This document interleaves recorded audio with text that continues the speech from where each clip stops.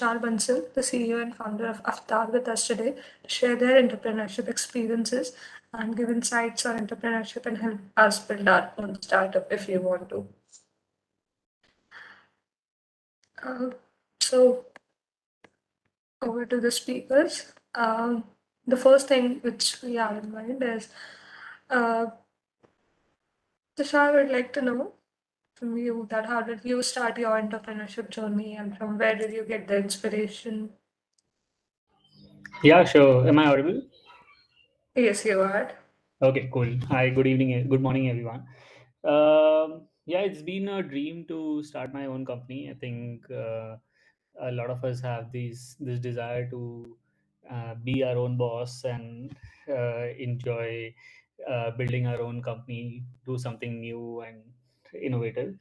Um, and yes, there has been this desire to start my own for a long time now, but it takes time to really identify what are you passionate about, what problems do you want to work for, how do you identify the right problem that is still having some gap in the market, and then have the conviction to give up everything and take a leap of faith, right?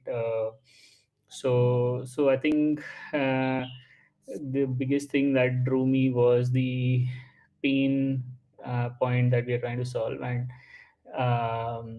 only when you feel that internally, you feel that there has to be a better solution, uh, sounding a bit altruistic, but you have to work for the betterment of the society, right, with whatever problem you pick up.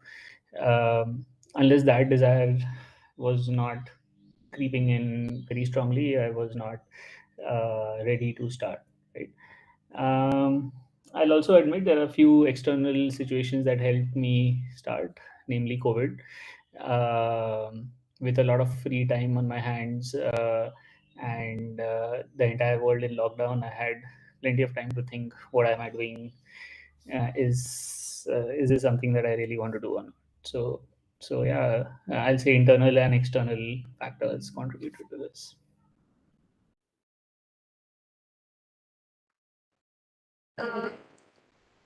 Ashutosh, people would love to hear how did Tesca happen and what was your journey?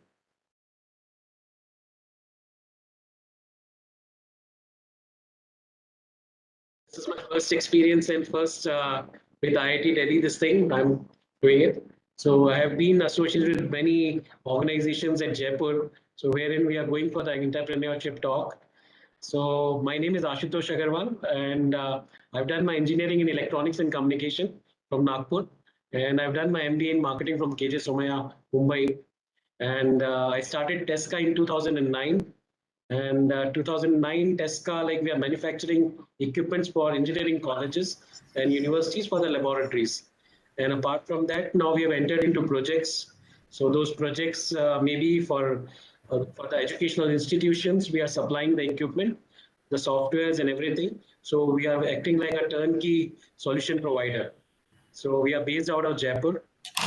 So entrepreneurship wise, there are a lot of things which I can say, but I will briefly say like a lot of things we need to see. Like when you are doing a career switch, many people have questions like what to do after graduation, when to start, whether to do a job or a business, to start fresh or like do some job and job X and then come into business. So these needs to be taken care and understood, like what are the pros and cons. Maybe you can do the SWOT analysis. Then entrepreneurship wise, like I will say, like it is a feeling like which you can't explain it to someone. It comes when you start. So it is like it's very close to my heart.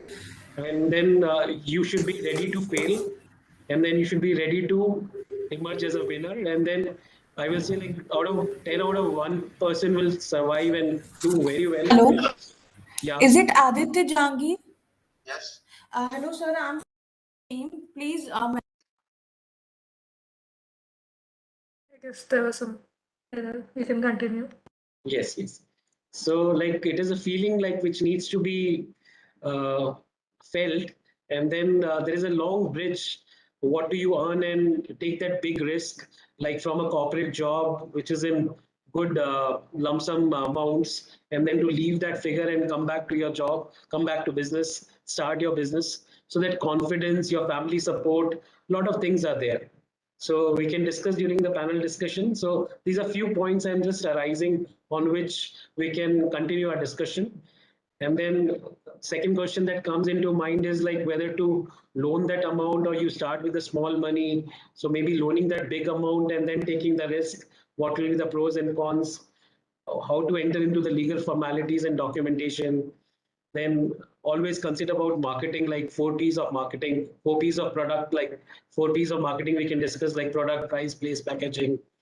So then how you can use the today's social media for marketing purpose for entrepreneurship, and what kind of skills are needed, like assessment skills, analytical skills. And then one more thing I would like to point out that simpleness and genuine dealings is the base of every entrepreneurship business that you do. So then you can make a plan, a project report, like how you can do the marketing for your products and what will be your cycles for the promotions and everything. So these are few points I've just taken into consideration on which we can form a discussion between all of us. We would like to see like students also coming up with their queries, and so how does it goes? The people, the organizing committee should take care. So on this basis, we can continue further. So thank you. That will be taken care. Rahul, how was your journey through successes and failures, building Skiify, such a big. Thanks, Rishita, and thanks to other panel members for their views. And as far as the Skiify is concerned, I founded Skiify when I was student at IIT Bombay.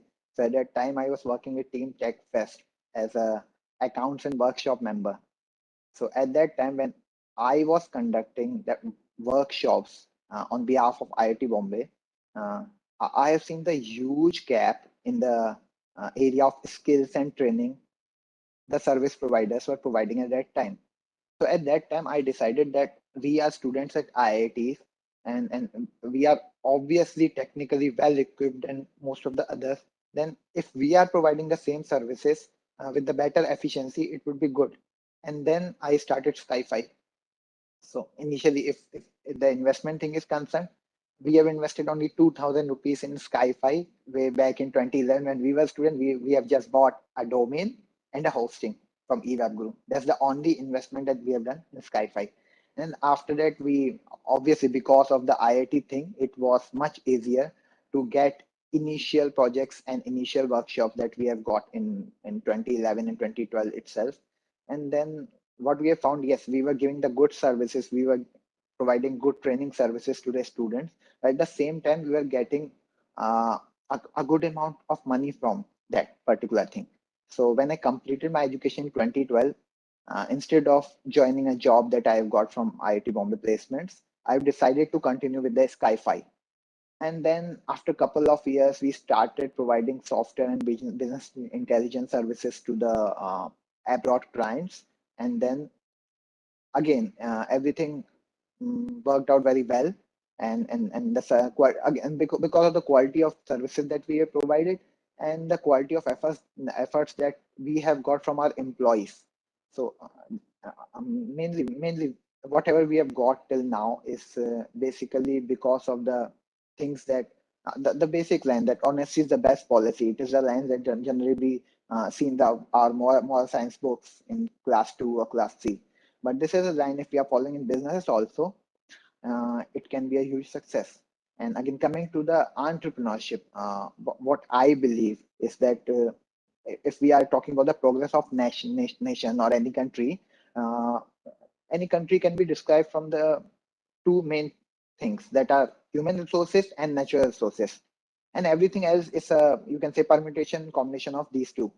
So now the entrepreneurs are required to use these resources to make our economy or our nation to grow financially.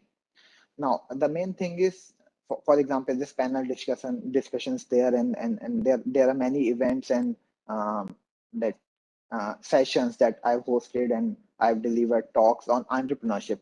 So whenever I'm going to deliver some session on entrepreneurship, the main expectation that people think about that particular subject is that today most of the students who are getting something from all of us are going to be the entrepreneur, or are going to start their own startup.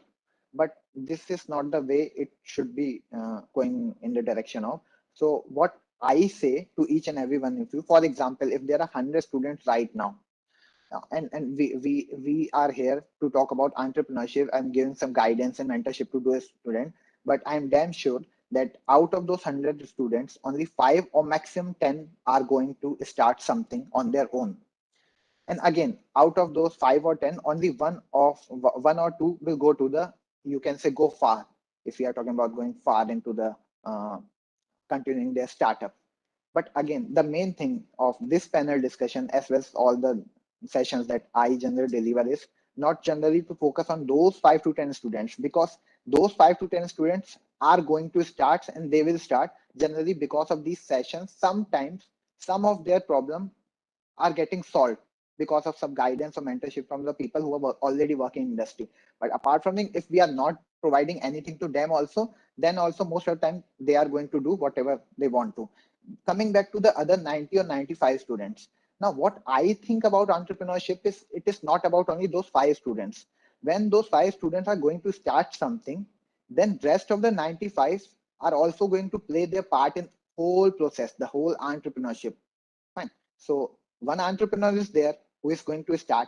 There are 10 people who are going to support him, who are going to believe him, and there are 90 people who are going to work in his company or someone else's company. So without other people who are working in our company or who are believing in us, we cannot do anything. So generally people think like that whenever we are thinking about people's views on entrepreneur, we just think about doing startup or startup school and everything else. But the thing is, you don't have to do startup if you are not a good problem solver, or if you are not comfortable in it. If you are comfortable in some technical domain, some non-technical domain, something that you like, you should do that thing. And in that process, if you're working your work in working in a very, you can say, honest way, and you are doing hard work, then in that process you are supporting the entrepreneurship. And if so one people starting the company, 5 to 10 people are supporting their views and motivating them, and then other 90 people are working for them or for other companies. If we are doing all of this together, then only the entrepreneurship will be successful, and then only we can use those human resources and natural resources together to grow our country. And that's the same thing I am seeing from past 10 to 12 years. Means we talk about 1947 when India got freedom.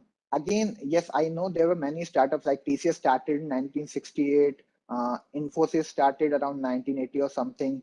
Then in 2006, in Mobi was there. But what I've seen is that 2007 can be termed as a year in which we have started to get that freedom in which we are generating, and we are avoiding dependencies on other countries. And that, what I felt, is started from Flipkart only. Means if you are talking about Indian consumers, if you are talking about B2B and B2C, I have done a lot of B2B work, and getting money from companies and foreign clients is very easy. Getting money from Indian average consumer is very hard, actually. So if we are talking about B2C, we are talking about Flipkart. They have given those consumers, given us a belief that we can use our credit cards, use our debit card, use our net banking to pay something. And that was a huge revolution for all the other startups that started after Flipkart, or all of the startups, including ours and everyone else. So that is why right now we are going to, again, 1947, you can say India got freedom. Then again, after a few years, all the things were settled out, constitution was there, and everything. We can term India as a free country and a independent country after that only. So now from 2007 onwards, we have started getting independent and not dependent on other countries. And now the process going on, and with the Startup India movement and everything else, and government schemes are also supporting, and the events like you are conducting. If I'm going back again to 10 to 12 years back, only few IITs or few IIMs were having that entrepreneurship cell or something like that. But right now, most of the institutes and most of the organizations are having something related to that, which is actually helping the people who are going to do something about it. So, and I like the views of other co-panelists, Mr. Agarwal, Mr. Ashutosh Agarwal, and Mr. Tushar Bansal. And I hope that together in next half an hour or so, we will try to solve the problems that current entrepreneurs are facing, and also will try to motivate people who want to solve some problem or who want to start something and they are hesitating about one thing or another. Thank you. Thank you again. Thank you, Rahul. Also, I would like to know why was Dhruv excited or motivated to start Edvora and to build Edvora, such a big company? Right. Hi, my name is Trevor Singh. We're not a very big company. We're just a startup. Actually, I started my journey as an entrepreneur. As a kid, I was always interested in solving problems. And I wasn't really satisfied with the industry and the way they were building the products.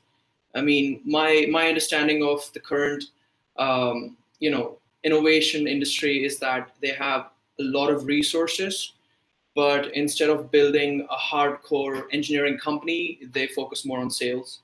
And I was like, with this much of resources the companies have, why isn't the product good enough? I mean, if I look at a lot of the products in the market, a lot of the services in the market, I feel they can improve a lot. So with that in mind, I simply thought I could do better. So I started my own company, and Edvora is basically a next generation SaaS startup to bridge the gap in the education industry. We're building tools and optimized features that would truly help educators and institutions optimize the entire back-end and front-end structure. So we are, I would say that we are building a much better product market fit than what Microsoft would be offering to the market right now, and much more focused towards the education industry. Now, one of the reason I was able to start this company, of course, you have a great idea, to build an ecosystem, but you need resources, because you can have the best team in the world, but you still need resources to put that idea into execution, because ideas are easy, execution is hard. So I needed resources. So I sort of, looked around and see what I could do. In most cases, people go for seed funding, which is the right thing to do, or a pre-seed funding. But I wasn't really interested in diluting my company. So I sort of looked for more opportunities to gather funds from friends and family. In the process, I sort of came across one of my dad's projects, which he has. So he has, a very popular local restaurant chain. So I sort of took over that project as well and started building it into a national franchise brand, which now has an ARR of $2 million. And so I sort of built my father's project into a company and scaled it nationally to fund my own company, to avoid funding. So that is how I actually got funds for my company. And so we are a close-knit team that is focusing on hardcore engineering to build the next generation of education technology and SaaS. That is what we're doing.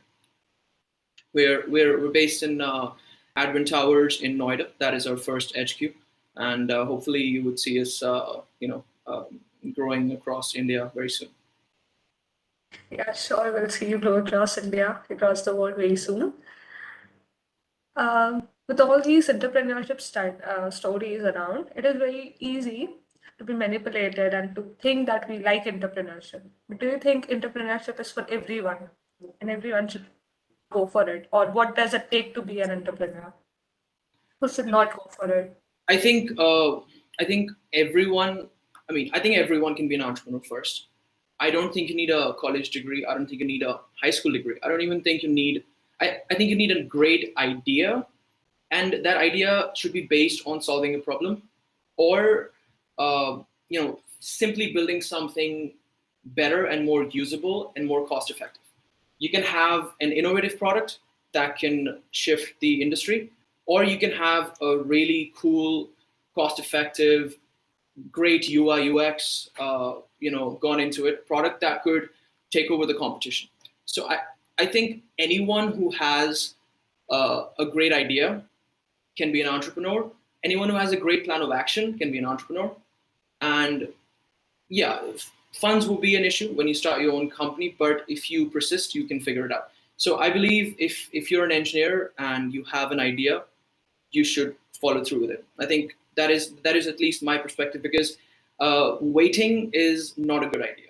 I would recommend, if you think you'll start something next year, don't do that. Start it now, because you'll eventually realize that time is running out. And if your idea is not implemented by you, somebody else will do it. It's very likely. We are in a very highly competitive industry, and if your idea doesn't reach execution, then I'm pretty sure there are people around the world already working on what you've thought of. So I would recommend, if you want to be an entrepreneur, you should start now, like today, this second, right now. Ashutosh, do you like to add something to this? What Dhruv said? So I think not everybody can be an entrepreneur. You need some people to work in your office also. So if everybody becomes an entrepreneur, we will be in a problem. So we'll have to close our shops. So, Right. so that is a simple answer. But of course, as you said, Dhruv said, any business starts with the problem solving. So if the bigger the problem, so the bigger you can be. And then it depends on the managerial skills, how you can grow your business. Because at a level like when you're starting your company, so there are different levels in your entrepreneurship journey. So when you start, you become like a worker. You're like an employee, like who is working everything. You're managing many balls, like maybe accounts, finance, marketing, sales, employees, HR. So it's a one-man army. But as in soon, when you start employing people, you start building up your team. It depends on their team. It depends on your capability to manage human beings. So I think the most important aspect of any business or any entrepreneurship journey is the people. So maybe the most important part is like HR, your employees, your people in the company who will drive you through. And the second important people which comes in is like your customers. So if they are happy, you grow. So, but you need at the back and at the end of the day, like a good team. So your people who starts with the finance, so he becomes like your CFO, the person who starts taking care for your production. So you make him like a CEO, COO probably, and then different sections have to be. You need to create pillars, and then only you need to be free. You need to manage your time. So you need to be free, not doing each and everything. So you become like an employee, then become a manager, maybe then you become like a CEO, and then you start doing investing into different companies. So in my opinion, like there are different ways of doing the things, but the best one is wherein your team is managing the show and you are free to handle the things. Yeah, to add to that, the first 10 employees of your company will define your company. Always remember that. Like the first 10 people in your company are the pillars who would basically define your entire product and how it will be hitting, how it will reach the market. And then each and everybody should have the same passion like what you have, like when I say like when we are building any product, so it is like a child, like so I say like whenever any product flaws are there or any defects are there, so it should be like you can't send your child without the clothes or maybe with the torn clothes. So if you have that feeling with every employee in your company, then I think you're building up a good company. It does not matter whether you do a business of $1 million or $100 million. So if that basic fabric is missing, so you can't grow. Tushar, the day when you started with the idea and today when you've grown, you have traveled a journey, what is the difference in your opinion about entrepreneurship from that day to today? What were the mistakes you? Plenty of mistakes. So I believe entrepreneurship is a mindset. You need to go into a bit of psychology if you don't mind. Uh, Human mind is always very conformed to structured, tangible, predictable things. Right? So you go from school to college to work, and everything is quite structured, and the path is laid out for you.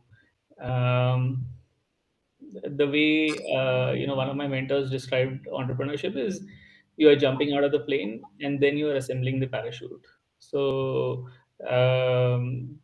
that's how you have to think about it. There's so much uncertainty because you're starting on a blank canvas. You can do anything in the world, and just focusing on one problem and solving it well is the toughest thing for an entrepreneur, because you'll always have so many distractions and saying that, why, I have the capability, I can do this, I can do that, I can do 100 other things, right? So I think sharp focusing on one thing at a time, solving it till you are satisfied, and then only moving on is the biggest learning that I've had.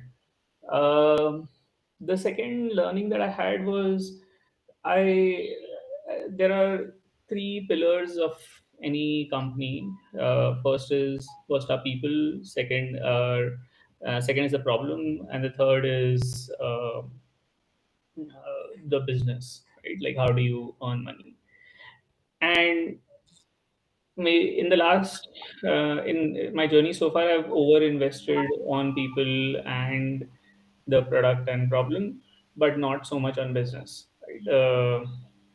So you have to be careful on what do you prioritize, and it's important that you start earning revenue as quickly as possible, so that it can help you finance your own expenses.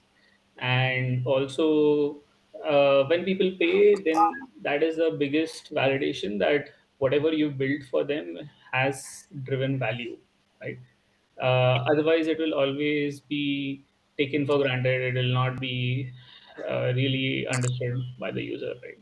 So it's important that you reach the end of the spectrum as quickly as possible and start getting paying customers. That's the sort of second mistake that I did, right? And a third mistake, that which I think all entrepreneurs do, is do a lot of things which are not necessary, right? We spend a lot of energy and resources, and we build things, we market, we spend on advertising, or a few things which are not really needed at that time, right? So that constant reflection on what went well, what was noise for the company, that has led me believe that a lot of things could have been avoided, right? So, but that is something that you won't know until you have jumped out of the plane. You have to experience it yourself, and then only you'll realize what works and what does not. Rahul, I would like to have your points, your journey, and things you have grown as an entrepreneur through Skiify.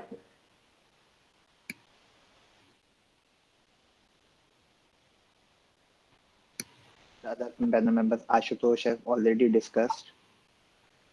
Hello, am I audible to you? Yes, you are. Okay, fine. So one of the things that Dhruv and already Ashutosh has already mentioned is the people. So you have to focus on people. Without people, it is hard to build something. Fine. And other thing is, don't expect anything. Be ready to change and adapt. Right now, you're seeing that market is changing on each and every day. So, for example, in 2019, if you are building something which were completely for offline market, and in 2020 you have faced something like that, you cannot complain here. If you are entrepreneur, the one thing is you cannot complain to anyone. If you're working in a company, you can complain to your boss or your manager or your CEO that, okay, these things are not going in this way, you have to change it. But if you are entrepreneur, you have to do everything yourself. So you have to be ready and be ready for change each and every time. And you should also be having perseverance and patience. So many people are having great ideas, but what differentiates between all of them is the perseverance and the patience that they are having. And apart from that, you have to be systematic, you have to maintain good work, life balance. You have to also think about it. If you are not balancing your life with that, there are chances that you will lose the motivation behind it. For example, you're working and working, and you are not giving your brain you can say for that brain something for that. I mean, for example, your brain is working each and every day towards a goal or towards solving a problem, and you are not giving your brain something to relax. If you are not balancing your life with balancing your work with life, then there are chances that in a bigger picture you will lose the motivation. So you should never lose sight of the big picture. That is true, but you also have to do the things that you love. If you are not doing the things that you love, then in a longer picture, in a longer term, you are going to find yourself in a big trouble. Other thing is find your problem and think about the impact on society. Means profit is one thing. If we are talking about people, then you are finding the problem. Then you have to build some product, and the the goal is to earn some profit. But if we are not thinking about impact on society, then there are chances. Then just based on the profit, the product cannot survive. If it is making some impact on a society, there are chances that the product will be survive for a longer duration. As well as if you will think about the impact on society, whenever you are seeing that your product is not making enough impact on society right now, you will also think about uh, solving another problem. The main thing about entrepreneurship is that your problem will always not be the constant. You will start with one problem. Obviously, you will get many sub problems, many distractions, and you don't have to be distracted from them, but still you have to solve them. And then there are chances that within a course of time, your main problem statement is going to change. It is also like a PhD in which we start our research from something, and then in end of you can say end of the PhD, we are doing something completely different. So when we start solving the basic problem, then only we are going to know what are the problems related to that particular thing. And then you can see when we, for example, I can give you a simple IIT thing. In IIT, whenever we go for elections, we have to do some groundwork. So groundwork is for that thing. For example, if I'm going for general secretary hostel affairs, so I'm thinking that hostel is having these problems and I am going to solve it. When I'm going to do the groundwork, and when I'm hearing from other people that how they have tried to solve the solve that particular problem, and why they were unable to solve them, then I will get the better insight. The same thing we have to do in the entrepreneurship, and basically it is we have to do it constantly. For example, if you can see the Amazon thing, how Amazon was operating around 10 years back in India, how Amazon is operating in now in India, it is entirely different. Their strategies completely change. So problem, they are still solving the problem. They are still providing us goods on our doorstep. But the methods and the course of the problem is getting changed on each and every day. And and the main thing is you have to figure out everything yourself. Mentor can guide you to the problems, guide, and they can give you their experience, and they can tell you the stories of their experience and tell you that what you should do. But you are the one who have to solve the bigger problem. So the mentor cannot solve the bigger problem by himself. If we can solve your problem, so in that case we must be doing that. So you have to think in that certain way that whenever we are solving some problem and we are thinking about to getting some mentorship, we should use that mentor to get their experience to solve our other problems, and we should focus on our main problem ourselves. We should not be reliant on the mentor or anyone who we are listening to solve our problem. It is on the basis of the simple fact, if he or she can solve that problem, then he or she should have solved it before us. So that's why To add to what Mr. Rahul don't is saying, accept him. I Yes, would just like to add in something that sure. a lot of times you would have to fail to succeed, because a lot of the people who would give you advice wouldn't really be in your shoes. So Correct. you would have to fail multiple times and learn from those experiences and succeed eventually. So that process, unfortunately, cannot be eliminated. You can you can make the process better, but you cannot avoid initial failures. That is something you have to go through. So I think like mentors are good, but they cannot help you avoid failure. What they Correct. can do is you can use their experience to sail through it better. I think Correct. that would be a Correct. better way. Yeah. We have a question in the chat that Mohit Dubey is asking. If we have an idea to build a startup, according to you, what are the major points we should remember? As Dhruv also said that ideas are good, but execution is really hard. So, what are your opinion and insights about this thing? Is it for me or? For everyone, if you all can take it and give your inputs. I mean, I mentioned build a great team, and that build a great team and a great culture. Uh, don't treat your initial team members as employees. Treat them as people who would die for the company, people who would die for the vision. Treat them as your team members, as your founding team, and follow that culture, because your initial team should be as dedicated as you are.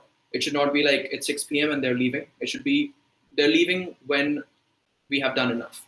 So I think if you build a great team of great people, that's what we do at Edvora. We are largely, our team is not working here as an employee; they're working here as members. We don't have hours; we have tasks. You finish your tasks, we discuss, and we get to the next task. So I think building a great team and a great culture in your company is the first thing, and the rest will follow. Because I mean, more than anything, the people who build something matters. I I wouldn't even say an investor matters, because an investor comes to a stage when you have when you have an idea product, and you want, and even if you have an investor, you have to build the product and you have to penetrate the market. So I think building a great team would be the first step. Building a great culture would be the second, and I think the rest would follow. If you are able to build, if you're able to cover these 2 points, I can say for sure that the rest will follow. I second that. And also, since we are talking about people, emotional intelligence is one of the things that I emphasize most on. So first of all, if we are dealing with people, we are dealing with, I'm not talking about co-founders only, I'm talking about all the team that we are dealing with. And if we are not taking care of their emotions, if we are not actually understanding their emotions, then it is actually impossible to get the best work done from them. That's the main thing. So you have to know yourself first of all, and you have to know others, and you should know how to get work done, as well as what that employee or your other team members are thinking about this company, and what are their motivation to do all the work.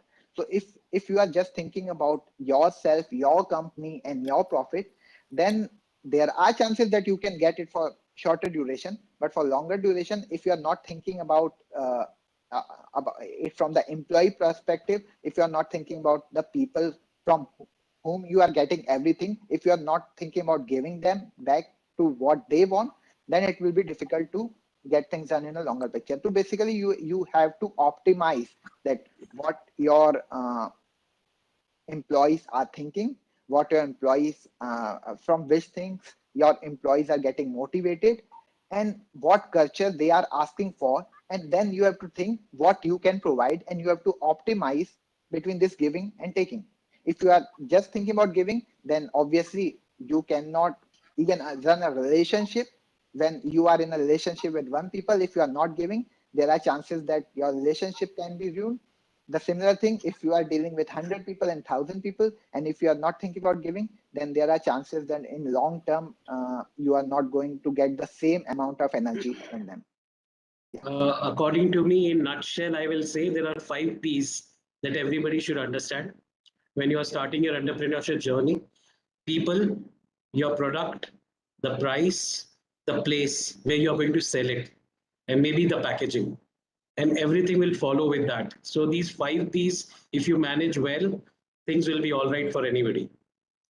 So, and even like I see in the questionnaire, like in the question chat, so somebody asked me like why I put my brand Tesca. So I will give a very honest answer why I did it. And many people say like you did it because of Tesla. So it resembles Tesla. So our brand name is Tesca. So I started my company in 2009, and I I saw that most of the brands which are popular like Nokia, Sony. So I'm from the technological field. So I see Toyota. So they were like 4, 5, 6 lettered words. So I made a point. The name should be catchy. The name should be a 4, 5, 6 lettered word. And then the third point I saw was like it should not be easily visible. Like in the sense, no other website should be there, no other registration should be there with that name. So it does not has any meaning. So I selected around like 30 words, which are catchy keywords. Then I did a sort of a small algorithm. So which are more popular. I made an Excel sheet like website wise, which were not easily available. Some things are not available in India. Maybe certain registrations and trademarks were available. So like this, I made certain parameters, and based on those parameters, I chose Tesca. So, but apart from doing Tesca's registration as a trademark, we got a position from a company in Switzerland who makes equipment in physics. So they are with the name FIVI. So FIVI, they started their work in University of Nottingham, and they have a product line of electronics which is with the name TESS, TESS. So even their brand is also not registered, but they had raised the objection on our brand Tesca. So this is the story about Tesca. And at that time, I think Tesla was not popular. Elon Musk was busy with some other operations, so he didn't notice. But now, if he notices, then I ask him like $100 million for getting this name selling to him. So this is about Tesca. One more question I would like to answer. Somebody asked, like Shreyansh is asking, like, what is the role of a mentor in entrepreneurship, and how do we find mentors? So I'm not very aware like how does it happens, but I've seen in my MBA times like we were struggling for getting some guest lecturers from industry, and there were teachers who were there from the college. So we were more interested in getting lectures via the industry teachers because that was a real time experience we were learning. And those classes were generally in the evening, like 6 to 9, and those classes, everybody, the full attendance was there. So don't take me otherwise. The teachers are doing their work in a very good mode and very good thing. But industry people, when they come up, that feeling that of bridging the gap is coming up. The real time problems are coming up. So they have more, I would say, experiences in terms of teaching rather than just pure teaching. And according to me, like this is the role of a mentor, probably in IIT Delhi or wherever the education is there. So we should bridge the gap. You should have the industry experts like Dhruv, like Rahul, like Tushar, who can maybe 4 or 5 students you can assign to every one of us. And then if they have any ideas or something, then we can guide them as a mentor. So you can conduct more of entrepreneurship talks like this, and then you can club the whole class assigned to some mentors like us. So this is the best way to do the mentorship. So don't give a mentorship to somebody who just have a theoretical knowledge. But I understand there will be challenges. We are not there in Delhi, or we are not there in the college. So the real face-to-face interaction will be missing. But I think this will be the best idea according to me. And adding to that, right now you are getting most of these facilities. Right now you are getting all these talks and panel discussions and all the things that our Office of Career Services and also your student teams are doing. If we are going to 10 years back, in most of the college, it was not even possible. And the main thing is it is not only available for IITs and IIM students. These talks and these panel discussions are that uh, anyone else outside from that particular framework can also attend that. So right now you're having all the resources, and also there are several government schemes which are providing great facilities to the colleges and institutions. So right now you must have seen at ARIA ranking that AICTE has framed. So what that ranking is doing is that is compelling colleges to do something about entrepreneurship and innovation. So now if all the colleges wants to get ahead in the ranking, and that's why now in ARIA ranking what they are doing is they are regularly conducting these entrepreneurship related talks, these sessions, mentorship session, incubation centers are being built. All the things are being done in past 5 years. The amount of work done in this particular direction by government of India is tremendous. And also one of the question asked by Mohit Dubey is that according to you, what is the preferable age to start with entrepreneurship? So again, what I say is the there's no preferable age. We have seen examples when 13-year-olds are running a company, and we are seeing the example when 60-year-old is starting a company. And I haven't found any correlation between the age and the success of company or the starting point of the company with the age of the particular founder. But what I can say is that don't rush towards a thing in a way that you are leaving your education. What I say is complete your education. You might be hearing stories of few dropouts who have dropped out in their first year and second year, and they are doing well in their startups. But you are not hearing stories of other people who dropped out and who are not doing good.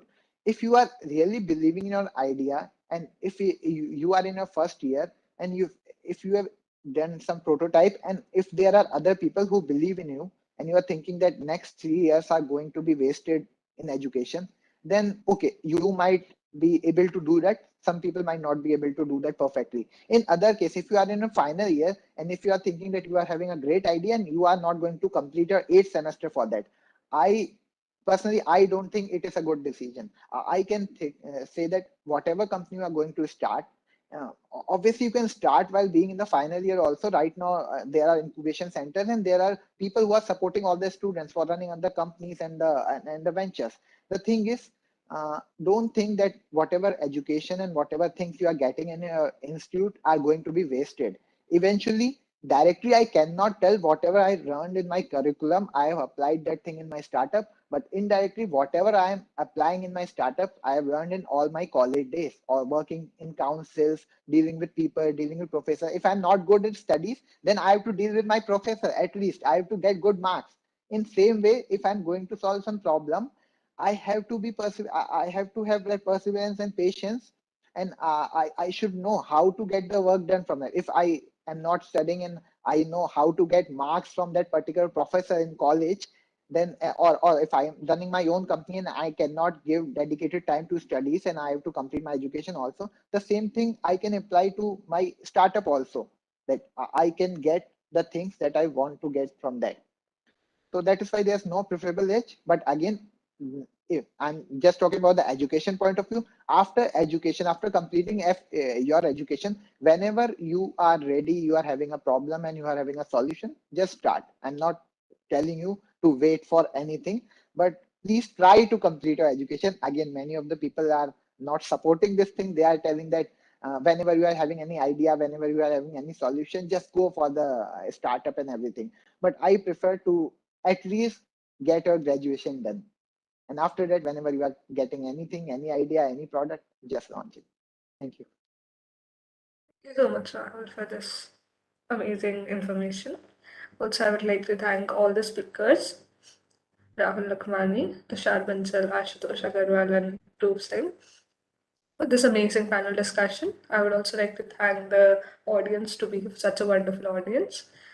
We are running out of time, so Nishita, one last thing we I want cannot to add. take. Yeah, one last Okay, thing. yeah, yeah.